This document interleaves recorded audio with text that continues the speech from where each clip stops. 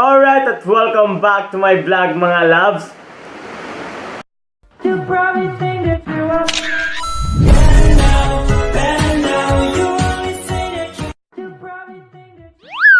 And for today's video mga loves ay gusto ko po i-share sa inyo yung mga ginagamit kong pang-vlog simula pa noong 2017 hanggang ngayong 2019.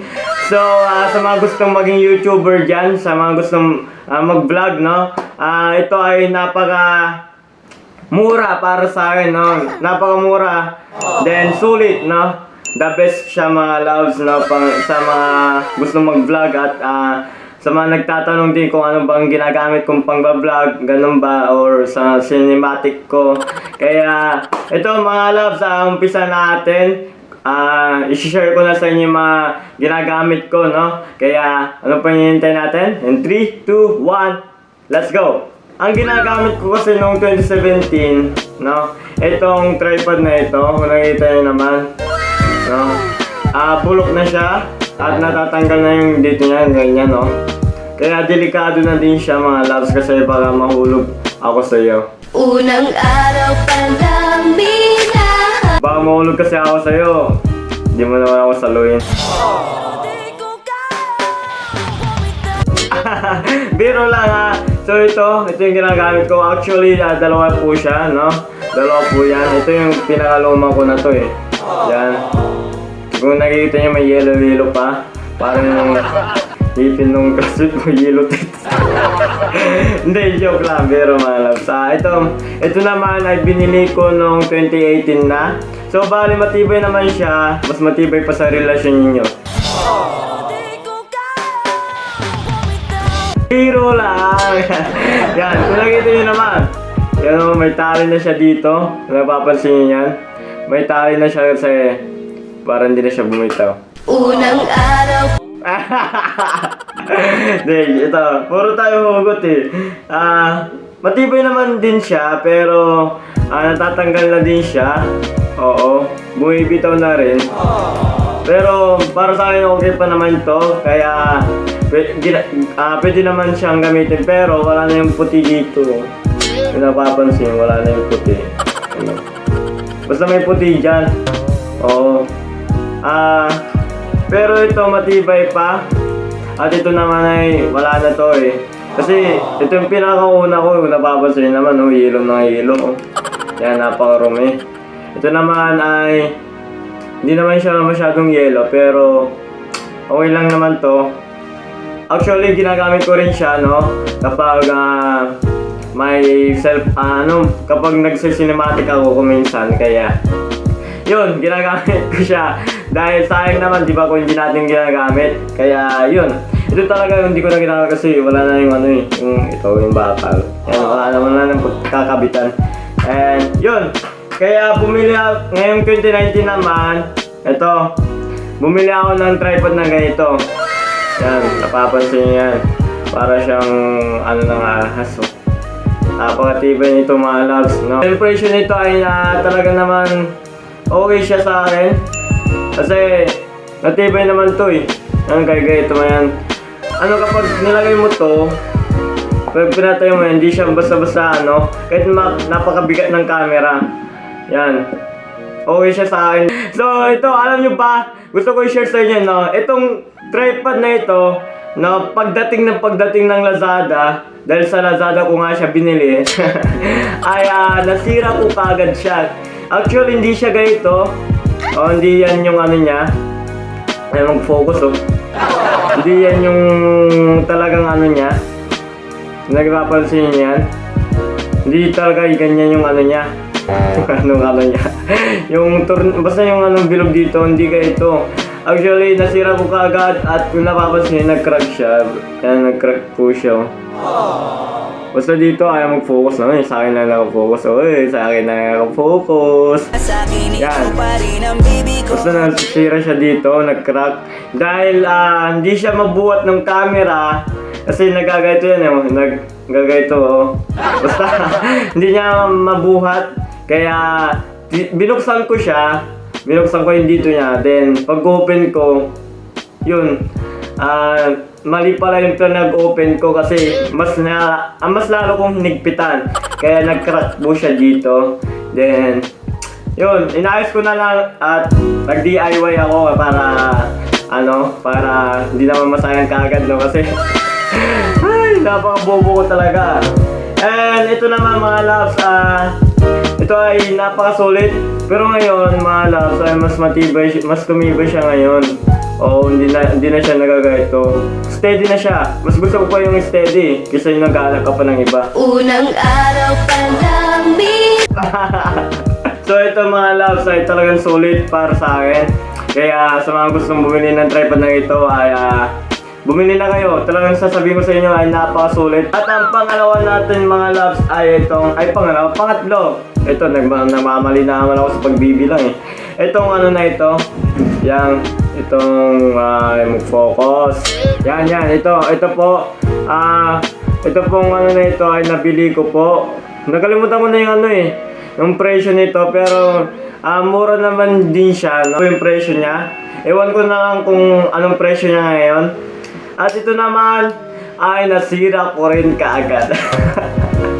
Kasi in-adjust ko kaagad yung niya eh. Kasi napakahaba. Oo, di siya ng cellphone, kaya kung napapansin naman, no?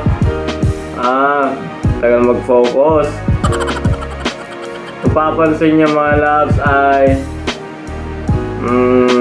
wala, ayaw mag-focus talaga. Yan, basta nasira ko kagad siya. Pero okay naman siya. Hindi naman siya masyadong nasira eh. Hindi naman siya sira, pero na-adjust ko lang talaga. Yan yung pagkakamali ko dito. So, bale ito mga loves ay kinakabit nga pala dito sa tripod na ito. Yan, malapit na tayo. Yan mga loves, napapansin niyo yan. So, ganito po yung style niya. Then, kung napapansin niyo naman, may kakabitan po siyang mic. Oo, bumili din po tayo ng mic mga loves. Yung focus. Basta ito, may pangkakabitan siya ng mic. Yan. So, itong boya naman, itong box niya to, yan, nabuksan ko na, Kasi ginagamit ko na siya, sabi ko sa inyo, ginagamit ko na itong pang-vlog ko. Yan, itong boya na ito, ay talaga naman sulit siya, mga loves, para sa akin. Dahil itong mic na ito ay matagal ko na din po yung binili, 2018, ito. Itong ginagamit ko, no? Ito yung ginagamit ko nung 2018, yung cellphone pa yung ginagamit ko. Gumagamit kasi ako ng iPhone noon sa pagbablog. Para sa akin, napaka-the best yung iPhone, no? Sa pangbablog kaysa sa mga Android, no? Pero yung Android kasi, dun ko po in-edit yung video ko. Kaya ito, teka lang. So guys, itong boy na ito, no, hindi ko siya nagagamit sa camera ko ngayon. Yung Fuji X-A20, hindi ko po siya nagagamit kasi yung camera ko po ay wala pong pangkakabitan ng mic. Pero yung audio naman nitong camera ko ay napaka the best din sa akin. Okay naman siya sa akin yung audio niya. Kaya yun, kahit wala siyang mic na ganito, itong gagawin ko dito ay yan ko na lang dito kapag cellphone yung gamit ko. Yan, ito yung iPhone na sinasabi ko sa inyo mga loves. Yan, ito po yung the best.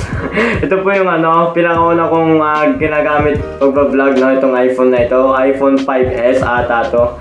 Yan, and ganito siya mga loves. So bali, yan, kakabit natin dito sa socket na ito. Yan. Yan siya mga loves, dahil kakabit natin dito sa ng headset. So ganito yung setup ko noon. Pero dito itong itong ginagamit ko, itong tripod na ito. Yan. Noong 2018, ganito po yung itsura niya. Pero ngayong 2019, ganito na. Yan, mas malaki ito kasi yung tripod na ito kaysa sa mga nabili ko noon. Yan, kung napapansin naman. At yun. Ngayon kasi mga loves, itong Vivo V na itong Android na ito ay ito yung ginagamit ko ngayon, no, sa pagbablog. Kasi itong iPhone na ito ay nalolobat na siya. Laging nalolobat kahit i-charge mo po siya. Yan, so battery po talaga yung nito, yung sira. Kaya yun, pero para sa akin napaka-the best talaga ng iPhone sa pagbablog, no? Dahil napakalinaw po sa akin yung camera niya at yun, pwede siyang talagang pang cinematic kahit na hindi na ako gumamit ng camera. Basta may iPhone lang po ako, kaya sana sa mga gustong mag-sponsor dyan, no, kahit iPhone 6 lang po, pwede nyo po kong i-message, no, at sasama kita sa pagbablog. So yun, sana may mag-sponsor, no, baka sakali lang, no, na mag-sponsor sa atin ng iPhone, no, iPhone 6 or ano pa dyan, no. And yun, itong Vivo V9 na ito, ay dito na rin po akong kadalasan nag-edit ng mga videos ko. Pero talaga kapag yung mga mahabang vlog, kunwari itong vlog na ito, yan, laptop ko siya ine-edit, yung mga vlogs kong yan, yan, yan setup ko kapag Android yung gagamitin ko, no, sa pagbablog. Talagang yan, tiyan naman, di ba?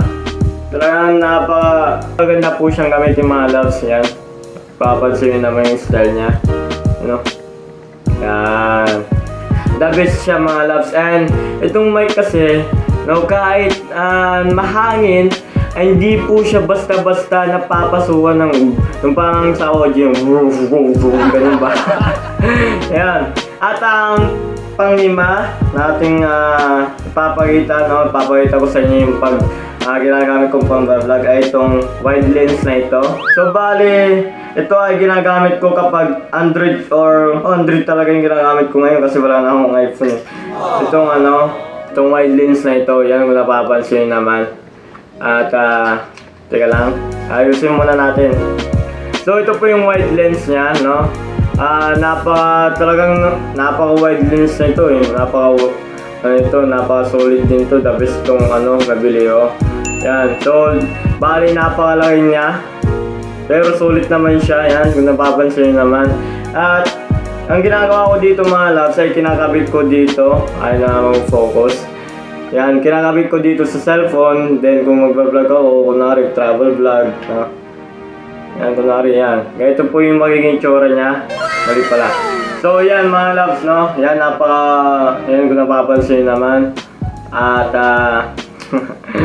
talaga naman napapansin nyo, yung mukha ko nakatutok talaga sa akin. So kung tatanggalin natin to, ganito po yung magiging tsura niya. Then, pag kinabit namin natin tong wide lens na ito, ganito po yung magiging itsura niya. Group chat ko, yan. So, kung gustong sumali, message nyo lang po ako at yun. Isasali ko kayo sa mga labs ko, no? And, papansin nyo, talaga naman napakaganda po siyang tignan, mga labs. The best po siyang tignan. Yan, wide niya. So kahit hindi na po ako gumamit ng camera, ito po yung ginagamit ko, no, para maging cinematic yung mga videos natin, mga loves. And yun, ganito po yung itsura niya at ganito po yung ginagamit kong pang-vlog kapag Android or iOS yung ginagamit ko. Yan, ganito po yung ginagamit ko kapag lang tayo, mga loves. Yan, kung gusto natin napakasimpleng panggamit lang, no, sa pag-vlog. Ito po yung setup ko, napapansin nyo. Yan po yung setup ko. At ito naman, mga loves, gusto ko po i-share sa inyo itong nabili kong Xeon Smooth 4. Ito po yung ginagamit kong pang cinematic talaga, mga loves, ngayon, no. Actually, mga loves, ay kakabili lang po nito. Itong apatog sulima. Itong Xeon na ito, kung napapansin nyo. Wow!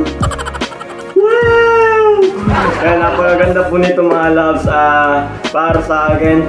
Ito ay pang mobile, no? Ito, kung napapansin naman. Yan. Napakahilig ko po sa mga mobile, mga loves. Hindi po sa Mobile Legends, sa mga mobile na pang video. Kasi para sa akin, hindi po ako sa mga DSLR. Kaya mga phone lang po yung ginagamit ko sa lahat ng pagbablog ko or travel. Kaya itong binili ko, itong Xeon Smooth 4. So napaka-smooth po nito. Talagang smooth na smooth. Yan. Napapansin naman, no? So medyo may kamahalan po siya, mga loves. Pero talagang magagamit mo talaga to. Best na best to mga loves, no? The best to mga loves para sa akin. Kasi ito yung ginagamit ko. Like, ito, example lang ko kayo, no? Kung paano nga ba, ano nga ba yung magiging itsura ng cinematic natin kapag ginamit natin itong Xeon Smooth 4. Kaya ito, papakita ko sa inyo, Mati ka. Anong tanong magalawan din?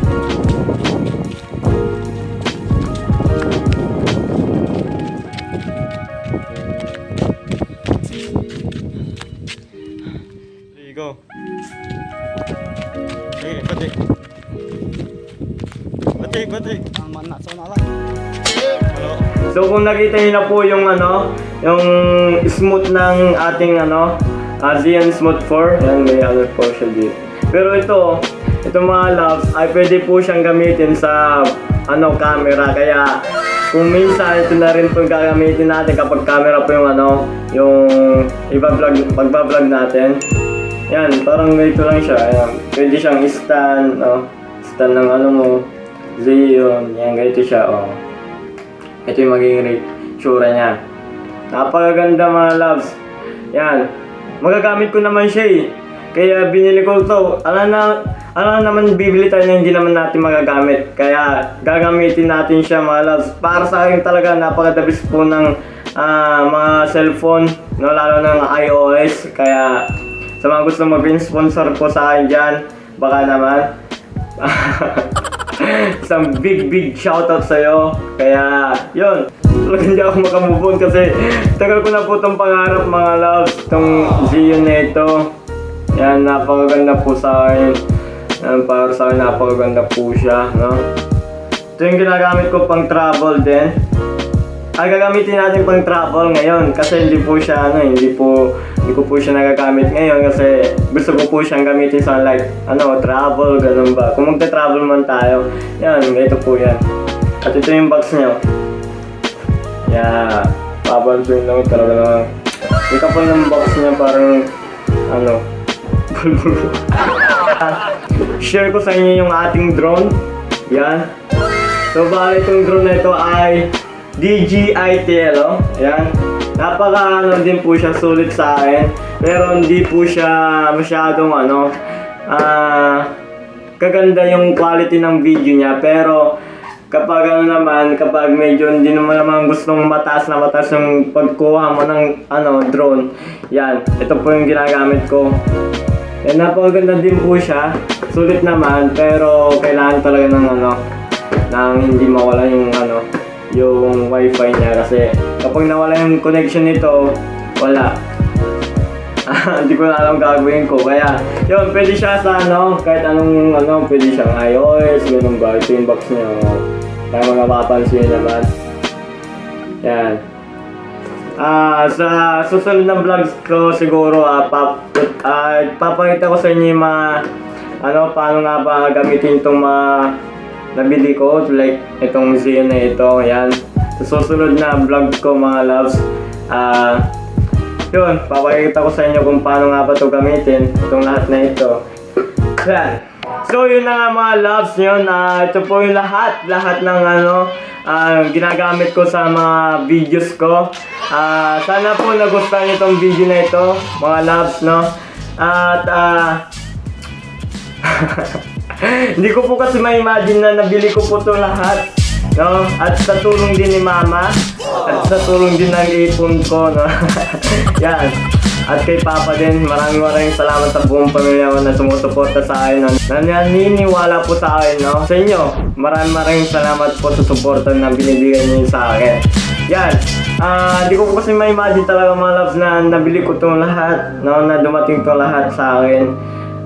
Pinapangarap ko lang po ito nung bata pa talaga ako, yung mga ganitong bagay na ito. Kaya ingatan natin mga loves, kung bibili man kayo ng mga tulad ng mga ito, ingatan nyo po, no? Kasi itong mga bagay na ito ay hindi po, ito pong bagay na ito ay pinaghirapan po. Kaya yun, sana appreciate natin kung ano ba ang mga bagay na ito. Hindi ko sinasabing bumili kayo ng ganito kamahal, no? Para sa akin, sulit naman talaga siya.